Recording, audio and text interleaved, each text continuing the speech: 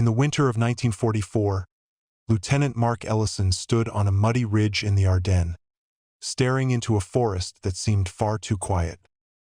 His platoon had been moving for days, pushing through shattered Belgian villages where windows were blown out and shells still smoked in the fields. The men were exhausted, but Ellison felt something heavier than fatigue, an old instinct, sharpened by months of combat. At dawn, the fog was thick enough to blur the treetops. Corporal Hayes approached, breath hanging in the cold.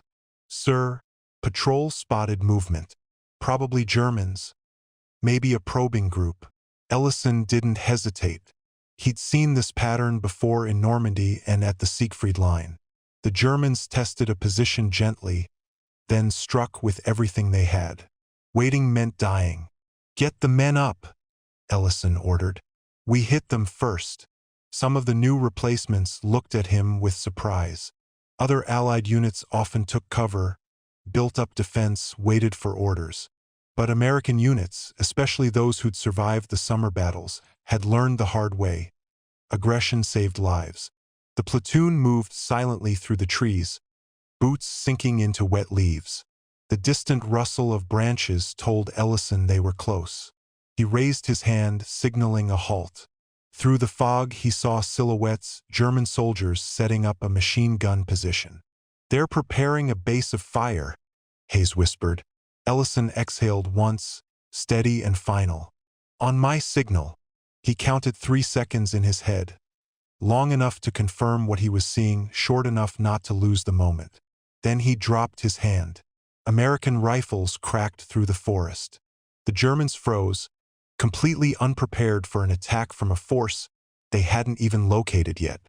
The enemy machine gun team collapsed before they could fire a single burst. Grenades followed, erupting behind fallen logs and tree stumps. In less than 2 minutes, the clearing was silent again. Ellison walked forward, scanning the area.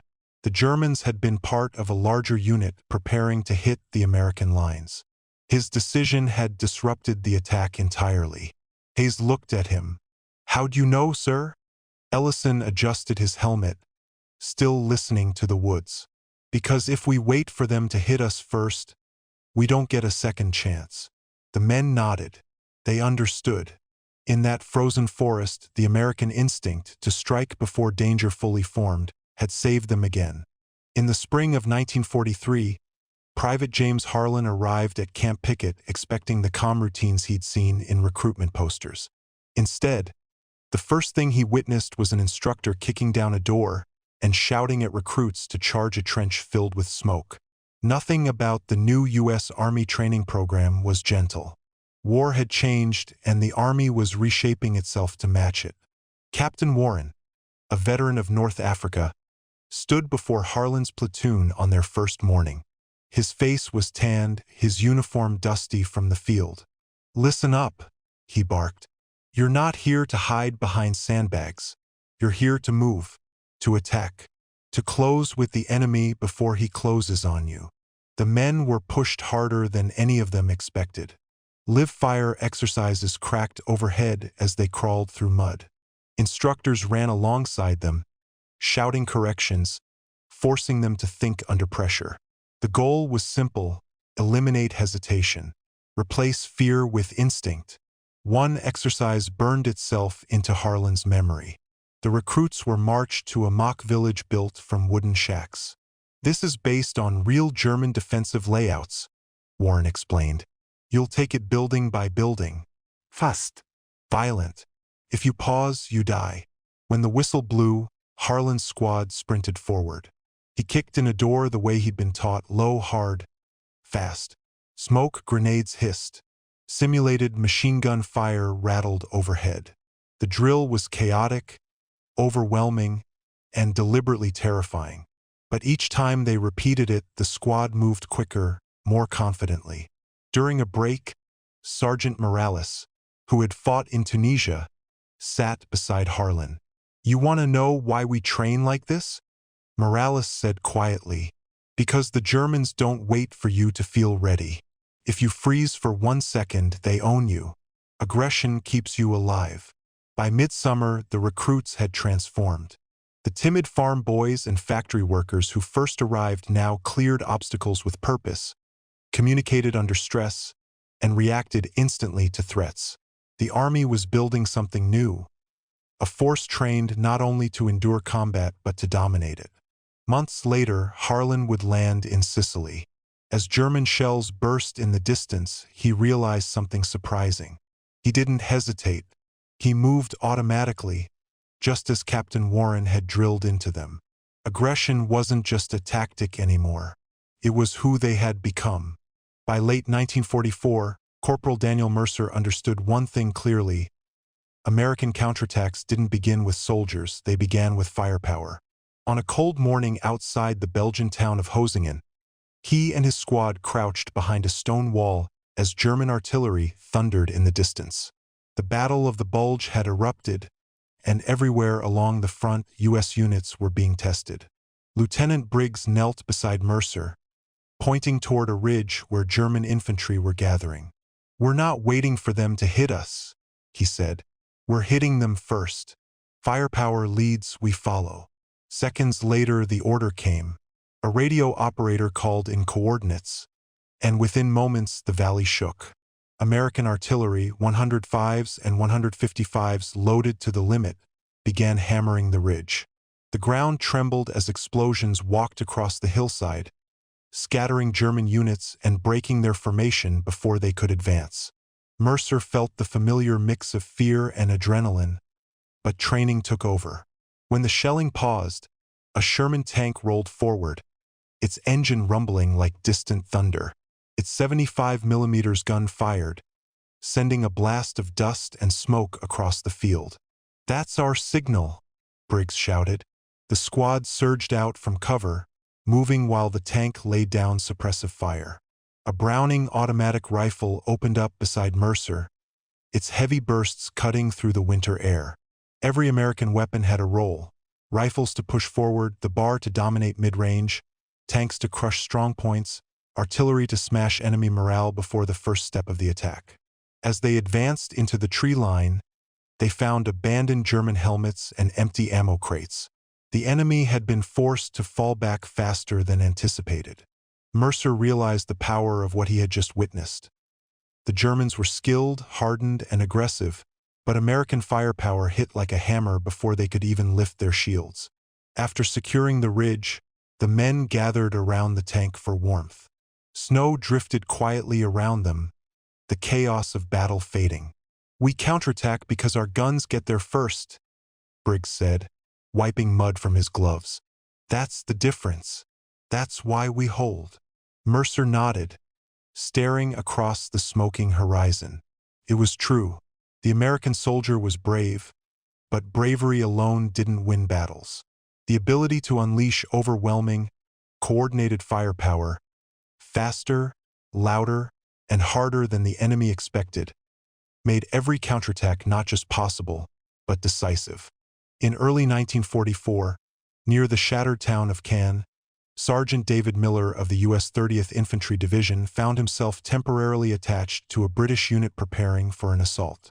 It was here, watching his allies at work, that he began to truly understand how differently each nation fought the same war. The British troops around him moved methodically, studying maps under a tarp as rain tapped against steel helmets. Their lieutenant explained the plan. Artillery would fire in a steady, creeping barrage, slow, deliberate, predictable. "We go forward with the barrage," he said. "Not before it." Miller noticed how calm they were. They weren't seeking speed. They were seeking certainty. After surviving years of war since 1939, they valued protecting their men as much as pushing forward. 2 weeks earlier, Miller had fought alongside a Free French battalion in the same region. That experience had been entirely different. The French soldiers, many of them young volunteers or former resistance fighters, attacked with an intensity born from anger and pride. He remembered a French captain shouting, "For Paris!" before storming a German-held barn. Their tactics were bold, emotional, and often risky, but their determination could break German lines by sheer willpower. They weren't as heavily equipped as the Americans, but what they lacked in firepower, they made up for in spirit. Later that summer, Miller's unit encountered Soviet troops while securing a handover zone in eastern Poland.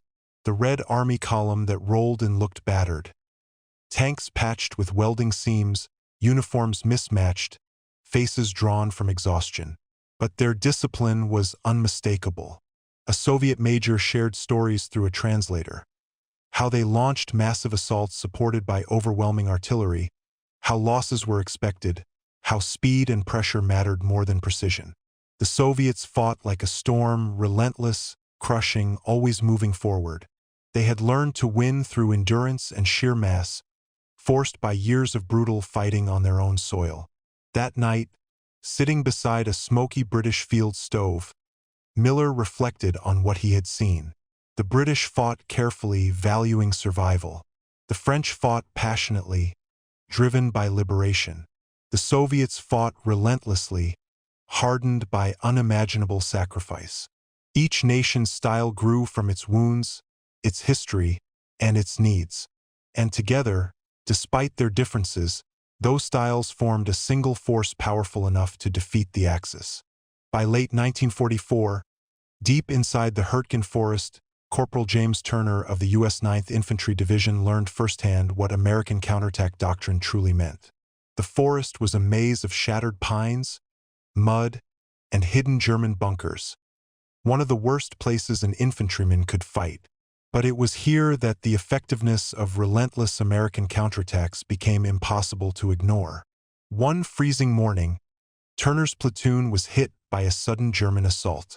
Mortar rounds slammed into the treetops, sending wooden splinters raining down like knives. Several American positions were overrun in the first minutes. In many armies, this would have triggered a retreat to regroup, but not the U.S. Army.